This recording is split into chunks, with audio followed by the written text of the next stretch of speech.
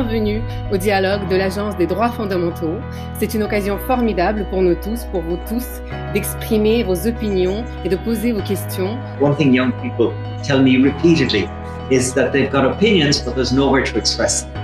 And we, in our modest way at the Fundamental Rights Agency, want to give a platform. I like to address the matter of artistic freedom and censorship in Europe.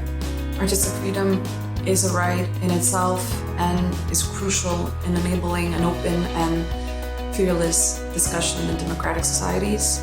We will honour the arts as absolutely fundamental to thriving rights-based societies. Selon vous, peut être le rôle de l'Union européenne et ses institutions pour faciliter justement l'engagement citoyen et l'engagement du secteur associatif pour mener à bien ce type de projet, car nous sommes persuadés que c'est leur accumulation et leur multiplication qui feront en sorte qu'ils pourront avoir un effet à l'échelle locale. What more can be done, in your opinion, to highlight that environmental protection is a human right and to prevent that, for example, climate change has unequal effects on human beings? I lived in a camp where human rights do not exist.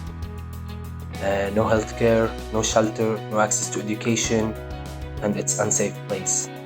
There is a big risk of the camps to turn into a human rights black boxes. There can be no human rights black boxes, to use the term that you used. That would be absolutely intolerable. There can be, should be, must be no black boxes for human rights anywhere in our European societies. Equal access to an inclusive education and adapting to the needs of the chronically ill should become the standard practice in all EU countries. Start a conversation with this group of young people to make quality and fair education possible for young people with a disorder.